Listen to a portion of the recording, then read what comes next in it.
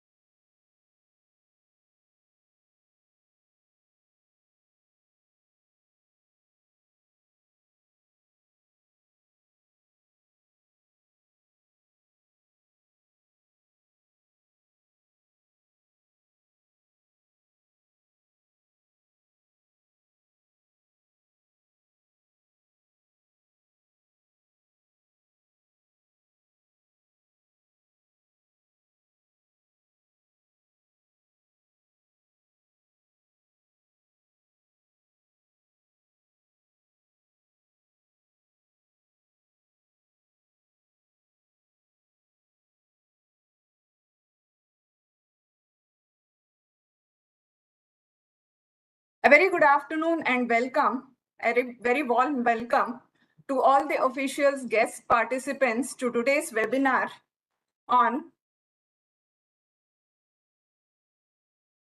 A very good afternoon and a warm welcome to all the officials, guests, and participants to today's webinar on online safety and best practices. The webinar is being conducted by Information Security Education Awareness, ISEA, and Computer Emergency Response Team India, CERTIN, as part of National Cybersecurity Awareness Month 2024. ISEA is an initiative of Ministry of Electronics and Information Technology, MeitY, Government of India, with an objective of capacity building in the area of information security, training of government personnel, and creation of mass awareness. Today, ISEA conducts the Cybersecurity Awareness Webinar to make the participants aware about various threats, attacks, vulnerabilities, hygienic online practices for attack prevention and secured online measures. We sincerely hope that the seminar will benefit the participants in understanding the subject and gaining useful information on cybersecurity. A hearty welcome to one and all present on this occasion. Before we proceed with today's session, let me give you a brief introduction about the cybersecurity related activities being taken forth by Information Security Education Awareness ISEA project under MITI. Information Security Awareness Project, under its phase 3 initiatives, includes these 5 key objectives under its activities, which is generating high-skilled and certified cybersecurity professionals or CISOs, grooming the students towards products and solutions development in cybersecurity, strengthening research and education in information security, and also providing information security related online training materials and online resources through its Digital Nagrik portal for mass awareness, and also providing common infrastructure shared resources. It intends to spread this mass awareness through its various activities, which includes conduction of awareness workshops or webinars, awareness weeks, also conducting radio programs through public dissemination channels like All India Radio, Doordarshan, developing mobile apps for information proliferation, developing various print material like website, like informative booklets, posters, cartoons, videos, etc., leveraging print, electronic, and social media for dissemination of information. And also we have come up with role-based awareness progression pathways, which is basically an online training programs which are oriented towards specific stakeholders like kids, students, women, teachers, etc. And we also conduct competition quizzes, cyber clubs to develop the cybersecurity awareness and the interest in this particular field. These are the various online training courses for different stakeholders, which are available for viewing for all the participants on the website awareness.isea.app. So this is the website which can be looked into by the participants, and they can actually register for these courses as they feel appropriate. We also request the participants who are interested to join with us for either creation of content or participating in outreach activities, or interested in jointly developing some awareness courses for Digital Nagrik or promote through social media. They are welcome to join us. The link is also provided with you. So you are welcome to join us and participate in this spreading the awareness of cybersecurity, and join hands with us in developing a cyber-safe world. Proceeding on to the actual session being conducted today, we warmly welcome our speaker of today's session, Dr. Valli Kumari. Dr. Valli Kumari, I take the privilege of briefly introducing her, who's Dr. Valli Kumari. So Dr. Valli Kumari is currently working as a professor of computer science and systems engineering at Andhra University. Dr. Valli Kumari holds a PhD degree in computer science and systems engineering with specialization in network security, and has received a gold medal for best research. She researches on data analytics, data security, privacy, and threat intelligence. She is currently working as a professor at Andhra University with over 26 years of experience in teaching and research. She is the principal co-investigator of Cybersecurity and Data Analytics Center, sponsored by ISEA project, MITI, Government of India. As former vice chairperson of AP State Council for Higher Education, her commendable achievements were automation of all the state CET examinations and development of software for start of new degree colleges, new courses, and collection of asset data of colleges in state data analysis and decision making. She was the founder vice chair of IEEE Vizag Bay subsection, founder HOD of CSE Department of Andhra University College of Engineering for Women, and member of several committees of AP and Odisha governments. She has published over 150 papers in reputed journals and conferences, and has guided several PhD students. We sincerely thank you, madam, for your presence today and agreeing to actually give your valuable lecture for the benefit of the participants. May I request you to kindly take over the session and deliver the session on online safety and best practices. Thank you, ma'am. Thank you, Simi madam. So let me share the presentation. Good evening, all the participants. Give me a second.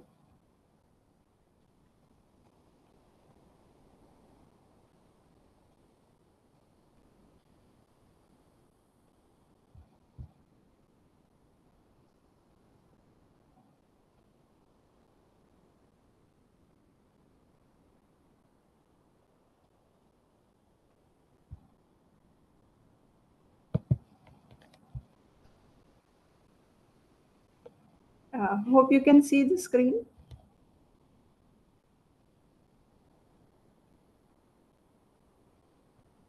Yes, ma'am, we are able to see the screen.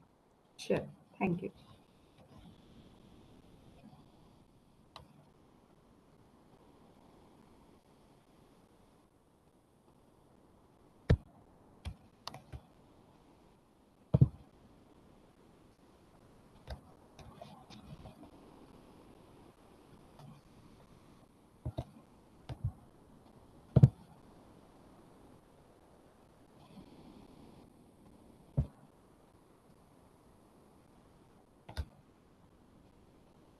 So let me mute my video first.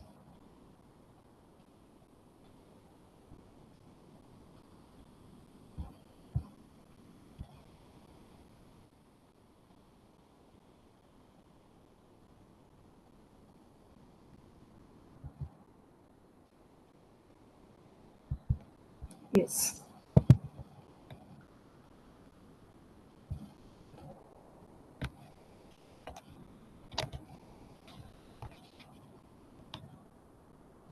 So as told, this session is about online safety and best practices.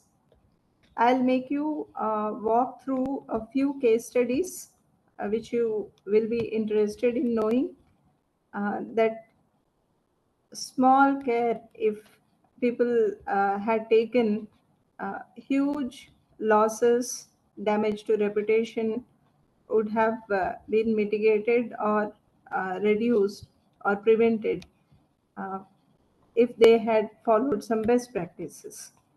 So in this session, I'll be covering online safety with respect to organizations, businesses, as well as individuals.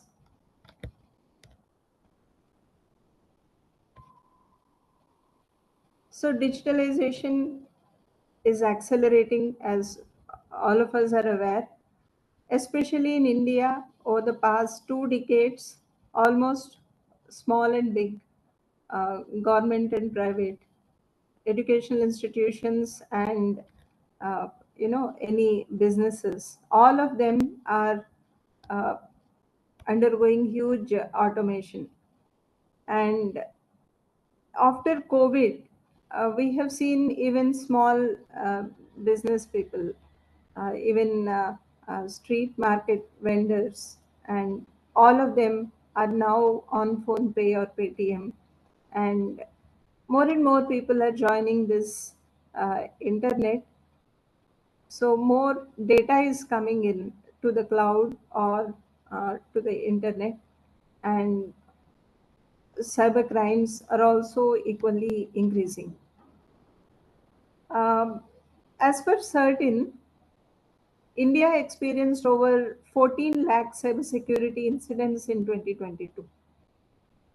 So that itself shows why information security, education awareness projects are important for our country, and why CDAC and other organizations, they're taking a lot of pains and of efforts to give or deliver these webinars, conduct these webinars. And what are these 14 lakh cybersecurity incidents about?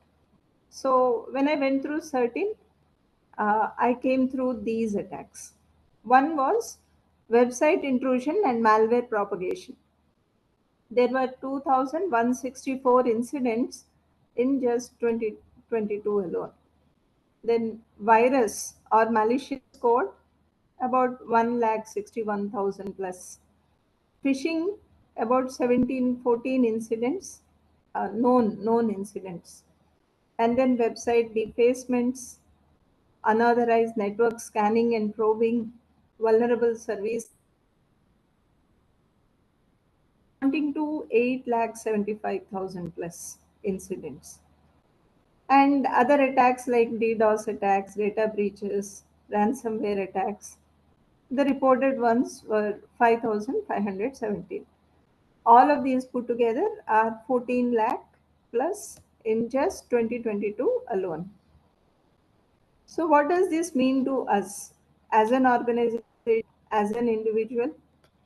Now, these numbers have been growing in 23 and 2024. So, let me make you walk through a few case studies. Like Cosmos, most of you must have read in the media. Hackers have stolen 94 crores of rupees using a malware attack on a bank's ATM server. So, this is something which organizations have to be aware of.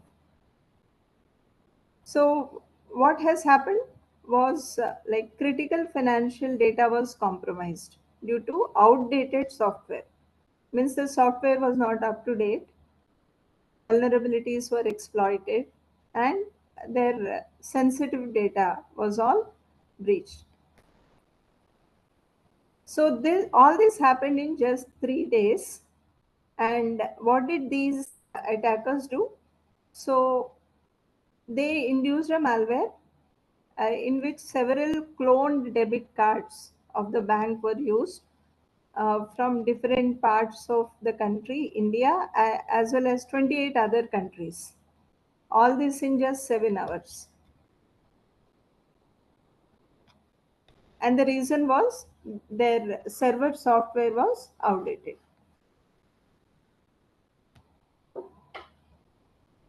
So another attack, most of us are used to Swiggy and Zomato. So in 2017, there was a data breach and over 17 million user accounts were compromised due to weak passwords. So the passwords were not complex, not lengthy, were not having a combination of, alphanumeric, then smaller case, uppercase, a combination of letters. So implementing stronger policies could have mitigated this Zomato data breach, but emails of around 17 million users and their passwords, which are in hashed mode, they were all exposed. So the best practice could have been like their website could have forced the users to create a strong and complex password. And similarly, every 6 months or every 90 days or every 1 year, they should have forced the customers to change the passwords. And instead of using routine names or date of births, the password managers might help us to uh, generate strong passwords.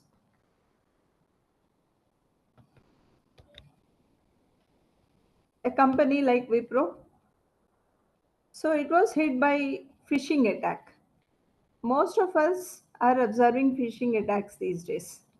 As individuals, even I had a couple of calls uh, just this month and many more in the past months. That So the speaker says your uh, mobile SIM cards, all of the contact numbers, they'll be blocked if you don't respond to. If you really want to know what the information is, click on 1, 2, and so on. Now, once you return back to them, now they'll somehow trap you and then they'll somehow see that you reveal out certain personal information. And people often get phone calls these days saying some parcel has come on your name, and uh, so that had some wrong objects inside and things of that sort. And Now they may be asked to log in to make a Zoom call and then reveal out certain sensitive information about their banks, and somehow they tempt, or they uh, freeze the person to the screen and see that they they somehow get hold of the passwords of their bank accounts, and then they swipe away money from those accounts. So similarly, this is an organizational related attack. So it was hit by advanced phishing attack. And so what was it like? Wipro company's employees' systems, they were used as jumping off points for phishing a few customers of Wipro. So that means there was some traffic going out of the employees' computers to the customers. Okay. So how do you mitigate this? What is the best practice with respect to an organization? So employees, they might have responded to the emails that they have obtained. So phishing email. So what is a phishing email? So it might carry a URL of a website, a fake website, or it might have a PDF link or a download attachment. So which might have some software attached to it.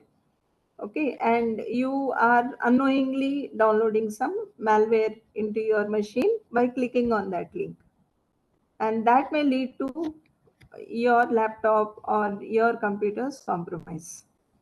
So now training of those employees would have mitigated this attack.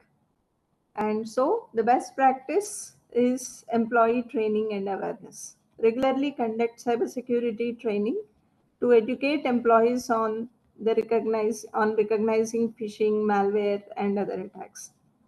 Similarly, simulate phishing attacks to test the employee responses. Occasionally keep sending some phishing mails and see what is the employee's behavior.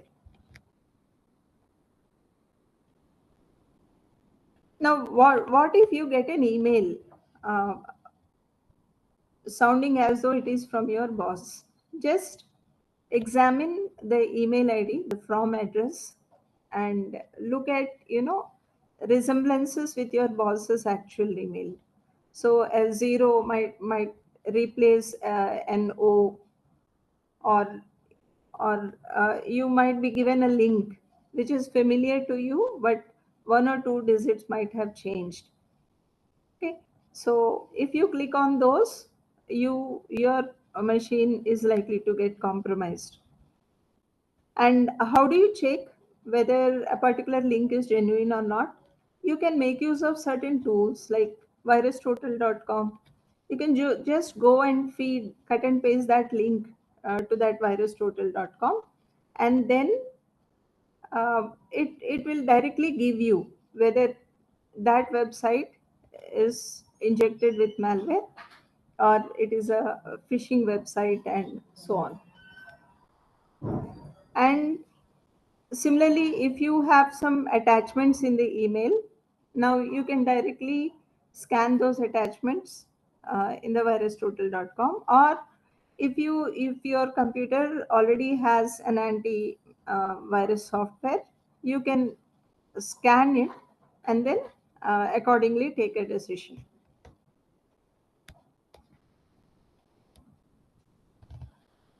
So look for mismatched URLs and redirects. Um, Beware of messages conveying unusual urgency. Somebody says they lost the passport and all their mobile phone and everything. They are in immediate need of money, and they request for sending of money. Similarly, think many times before responding to unauthorized account related emails. And whenever you have a message saying if you're not responding, you'll face severe consequences. Then you should be suspicious about that message. Okay. Uh, Similarly, check for in the body of the email, check for spelling and grammar mistakes. So normally several countries, a few people who are normally cyber criminals or fraudsters, they might not be knowing good English.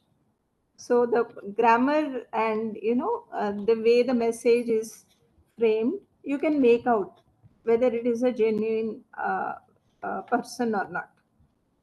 And beware of minimalism. Means certain emails come to you with very little matter. Okay, it appears as though it is from a genuine address. Email spoofing is always possible. So in such a case, somebody might have spoofed the email. So the from address looks correct, but the mail doesn't have much information. It just has a link or an attachment. In that case, you should be suspicious about. Never respond to, never click on those links. Sometimes you might also get emails saying some product was purchased on your name, and they may give you invoice and all. They'll ask you to download the invoice. Never, if you haven't purchased that, never respond to that mail, never click on any such attachments.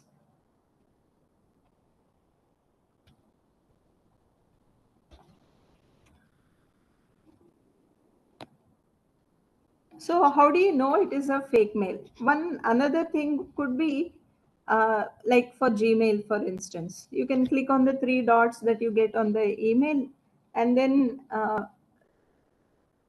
when there is a drop down menu, you can click on something like show original. You'll get that option in the Gmail account. So in the show original, they'll automatically tell you whether it is a spoofed mail or from a genuine domain. Okay. And the next thing that organizations will have to take care of is to secure their company networks. And normally have firewalls configured correctly, have the correct policies set, and then actively monitor them, and keep updating the firewall policies. Similarly, segment your networks so that certain labs, certain computers might be more sensitive. Okay, in that case, limit access to that network segment.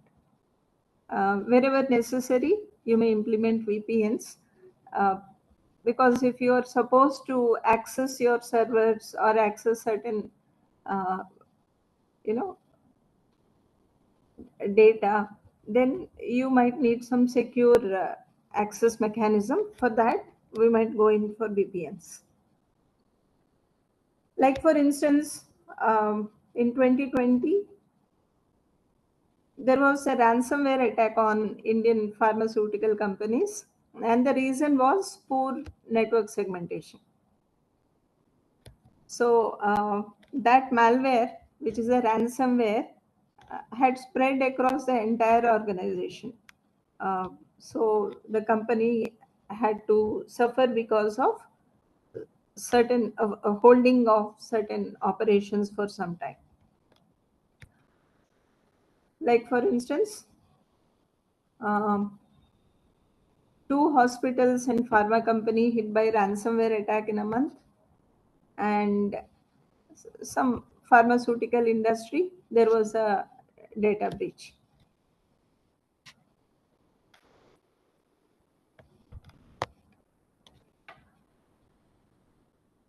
Then data encryption has to be performed by the organization server whenever uh, the data is important. So like Big Basket data breach, data of over 20 million users, including personal and financial details, was leaked due to insufficient encryption practices. And how do you mitigate it? So encrypt sensitive data both at rest means when it is in store, and also when it is getting transferred from one system to another system over a network, that is in transit, to prevent unauthorized access. So because of this big basket data breach, later on there were complaints against Flipkart too. Like this, for instance.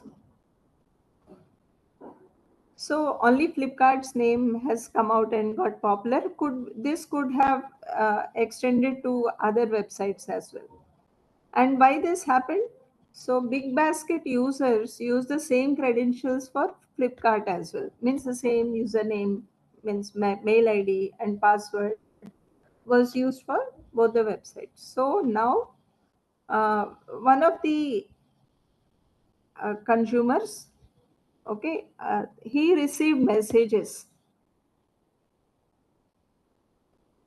saying, you can see on the right portion the messages that came to him, okay, OTP for online purchase and all that, okay, that certain things were purchased. He started getting a lot of messages. And why? Because the user has used the same credentials for both the websites. One of the websites data was breached, so automatically his username password was there in the leaked database. So anyone can actually use those credentials.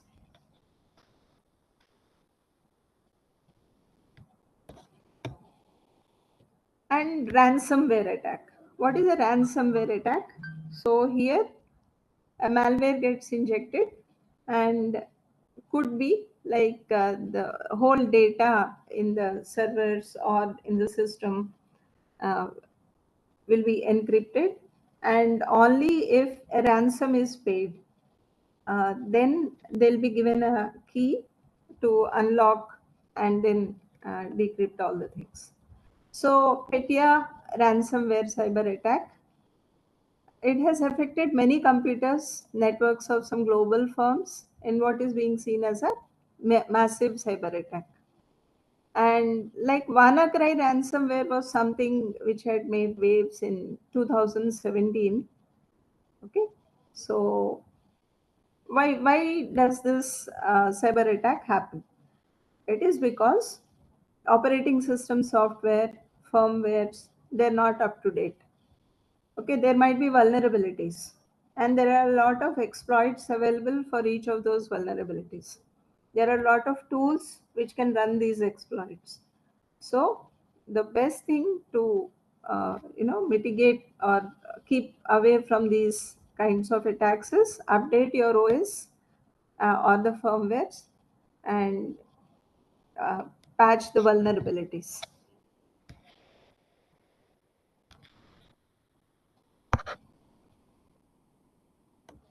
So what is this Petya software?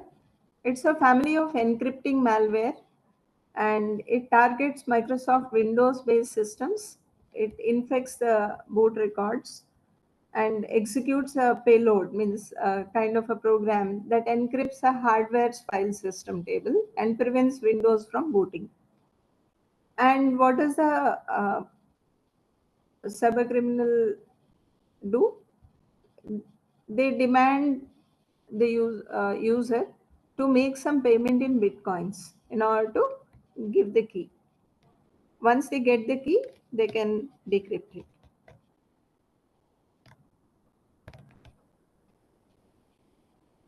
Secure cloud storage and applications. So many people might think we are not maintaining the servers on our own. We anyway hired cloud services. But then, when hiring the cloud service providers, you must find out their credibility. So choose a trusted cloud service provider with robust security features. Then the data stored in the cloud, the access should be restricted, and uh, not everyone must be able to have all kinds of access on the data. For instance, Indigo Airlines data leak. One person lost his luggage. I mean, his luggage was missing. He was traveling on window. So he tried many ways, but he could not track it through proper channel. So what he did was he took advantage of technical vulnerability, got into the cloud server, and he got the details of the co-passenger who had his luggage. And then he telephoned and got the luggage back. So the two bags were almost looking the same. So the other passenger has picked up that bag and went off. So later this person tweeted saying, "This is how I took advantage of the technical vulnerability." So what does this mean? A person totally no way related to the airlines could hold of the data which is there in the cloud server.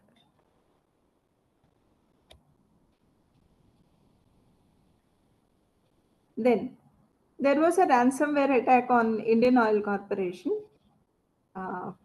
So you can see the link at the right.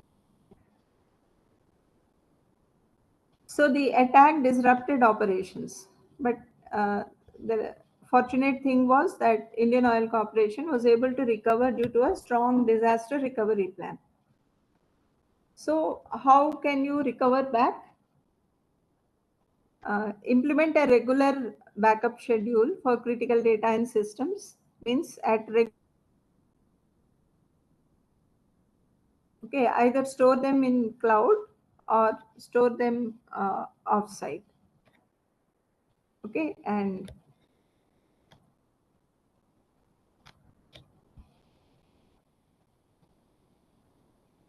organizations may go in for intrusion detection systems and SAME frameworks, so that you can monitor the network traffic, and whenever there is a surge in the packets in the traffic that is flowing, you can alert anything which is suspicious.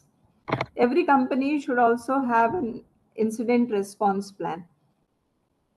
So if a security incident happens, how to report if a particular employee is suspicious about something wrong happening from his system, report to where should he report to, and how is that case taken up, who should respond to that, how will the action get initiated. So this kind of an instant response plan should be in place with every organization. So take for instance one of the first attacks I have spoken to you now, the Cosmo Bank one. The hack went for several hours. So criminals could steal millions of rupees. So if they had some detection and response system, this could have minimized the loss. And regarding mobile devices, so SBI mobile banking phishing. So you are aware, you must have read in the media, fraudulent mobile apps trick customers into sharing sensitive information. So organizations must secure their mobile ecosystems to prevent such incidents. So how is this prevented? So perform something like a mobile device management and enforce the security policies on the employees' devices if they are the organization's phones. And ensure all mobile devices accessing the network are protected by encryption and anti-malware software.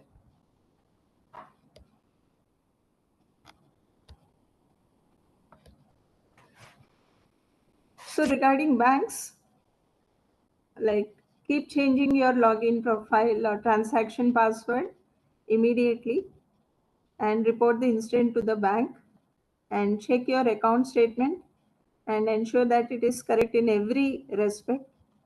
Then report anything you find suspicious, any erroneous entries or transactions immediately to the bank, and So if the bank suggests you some other tools, you may use them to minimize the risk.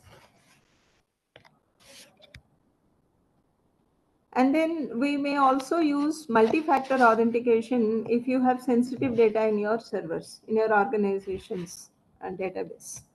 So, like, there is a lot of news circulating on the internet that Aadhaar data is leaked. But when you look at Udai website, so they say all the data is intact. Okay, it's secure and safe in Central Identities Data Repository, CIDR, and it was never breached. But why is the data appearing on the websites? Like many blogs keep writing, na, Aadhaar data is leaked. So why is that happening? So they have a proper answer saying certain organizations which used Aadhaar data. You must have gone to several banks or several other mobile service providers. All of them do the KYC. So many websites keep collecting our data. So those third party organizations publish their beneficiary data on the websites, which included Aadhaar details, and people normally mistook uh, them as the direct Aadhaar database got. So, in case we have some sensitive data like that, how do you mitigate it? What is the best practice? Have multi-factor authentication. So, initially, you make them log in with their username and password, and then maybe you send an SMS to the mobile or to the email or both, and then ask them to enter that OTP. That is multi-factor authentication.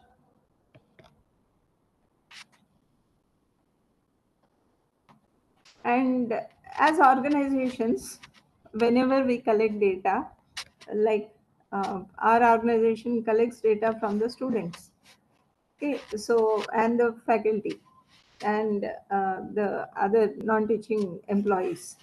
So then the organization must comply with the Indian laws like IT Act, now the PDP bill, and also conduct regular audits to ensure compliance with all the cybersecurity regulations in that.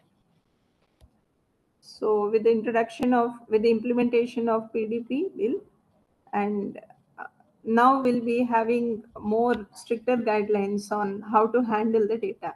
So, like earlier, we just can't collect data and share as we like. So this was about organizations. But then individuals, again, a lot of cyber crimes are happening with respect to individual users. Online threats like phishing, identity theft, and cyberbullying, they're also rising.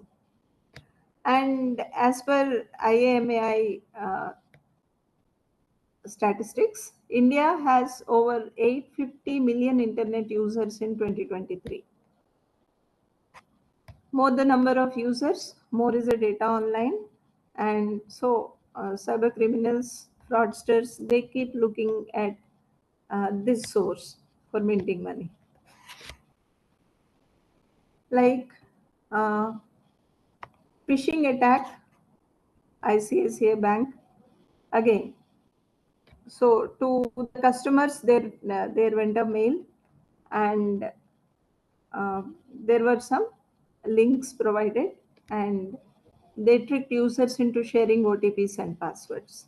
So the mail was like the from address was from ICICI Bank. So people started sharing OTPs and passwords. So be vigilant about emails and messages as an individual user that request personal or financial information. Similarly, verify the sender's email or phone number and avoid clicking suspicious links that come to your individual mails as well.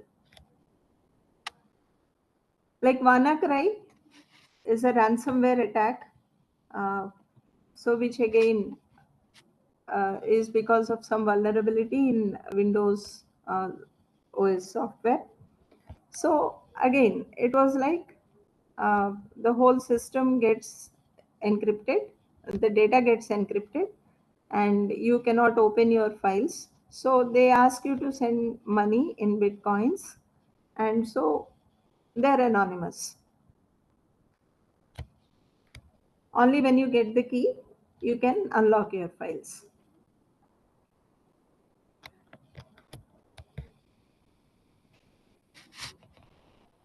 Then, whenever, as an individual user, you're performing a financial transaction, always see that the website of the bank that you visit has got a HTTPS word in the URL.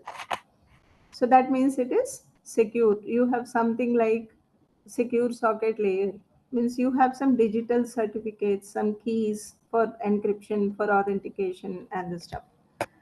So again, the other best practice would be to avoid using public Wi-Fi in the railway stations, in the airports, in the parks, or in the restaurants for online banking transactions, because the protocols that are implemented, or the devices that are configured, may send the passwords in open. They may not encrypt. So hackers can exploit such Wi-Fi networks to steal your personal information, your user credentials. So if you're supposed to use such a net, uh, always use a VPN. Similarly, certain social websites like matrimonial websites and all, many people share important information, but uh, avoid sharing personal data like phone numbers, addresses, or Aadhaar numbers on the social media. And always use privacy settings to control who can view your content, because there are fraudsters who keep looking at, gaining access to such sensitive data and then blackmailing or using it for their own advantage. As an individual user, regularly back up important data to external hard disk drives or to the cloud. Use encryption for sensitive information as well. Similarly, when downloading apps to your mobile, just like that, say if you get an SMS and if you're asked to download an app, never do that. Go to Google Play or Apple Store, and then uh, see the reviews. Only if you're convinced, download that app. Okay. Also avoid third-party websites which say free versions of paid softwares will be given to you. So never go for pirated softwares, because they might be loaded with a lot of unwanted code, uh, because of the vulnerability is already present in them. So they make, if you install such softwares, you're installing the softwares with vulnerabilities, and those vulnerabilities can be exploited by the attackers. Like people might post different versions of a branded software, but that free version of the software or a cloned version might have vulnerabilities. They keep collecting the personal data. And your bank accounts, monitor your accounts regularly. Check your credit card transactions, online accounts for any suspicious activity. So we have seen a lot of unauthorized UPI transactions being reported by several people after their accounts were compromised. So regular monitoring could have detected the issues earlier, making lesser losses. And one very important thing is, like, you need to educate yourself, your colleagues, your other employees, your family members, including your children, on whenever they start using social media websites, not to post uh, high resolution pictures of themselves or your family. And whenever you're out of station, not to post that I'm away for 10 days from home for a vacation, any sensitive data like that, or that he is alone and your parents have his parents are going on a vacation. So such kinds of information should not be posted on social media website. Keep monitoring their posts. So conduct regular workshops or webinars for employees, uh, your youngsters, family, students. Ask them to attend webinars like this. ISCA project has got a portal in InfoSec awareness, and lot of information is made available. Just now Simiji has given you the content that is available, so you can make them visit that once in a while and then check for loads of information. Similarly, as an organization, if we would like to know what are the latest malwares coming in or what are the latest attacks happening, you can go and visit cert.in or any such uh, website which posts the recent malware updates.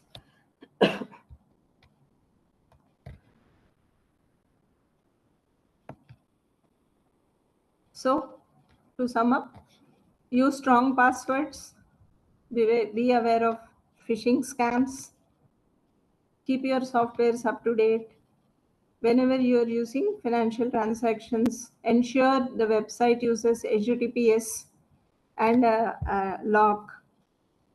Okay, a padlock icon will appear in the URL bar, and avoid using public Wi-Fi for sensitive tasks like banking. If it is really necessary, go for a VPN to encrypt the traffic that goes on the internet.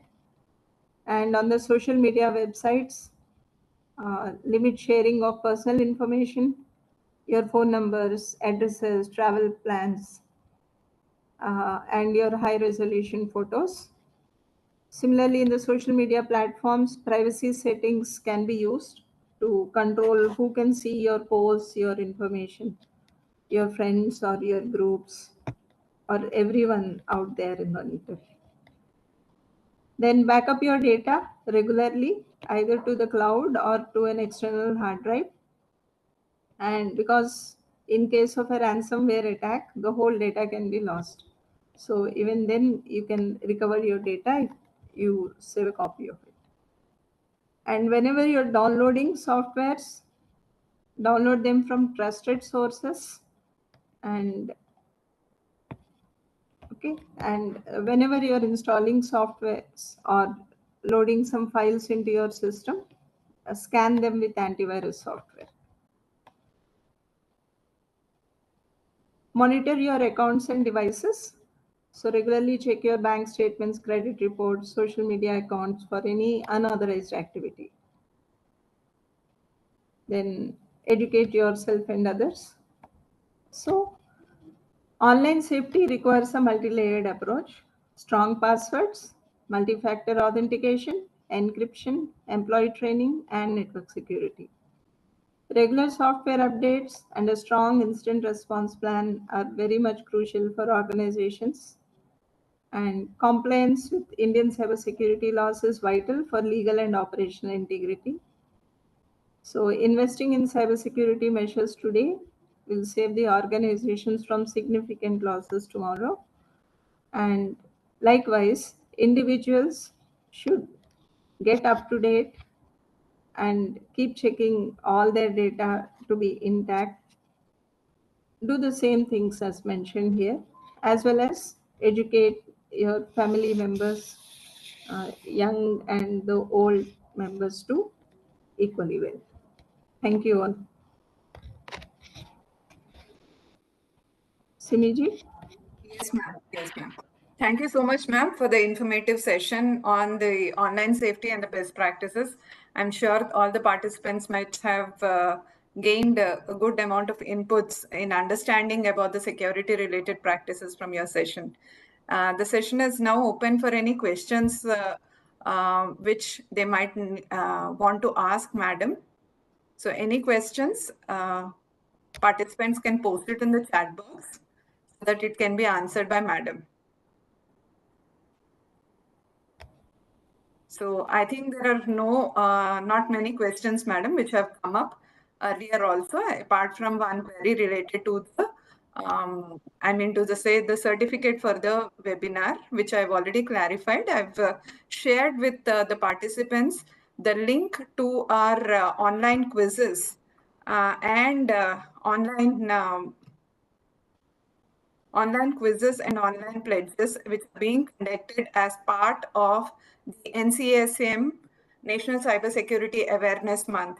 So the screen which is being shared over here, it is the same link that I've shared in the chat box. So the participants interested can visit this particular link, and along with the other information, which is useful information related to cybersecurity, which is put across for the benefit of the participants, you can attend the pledges.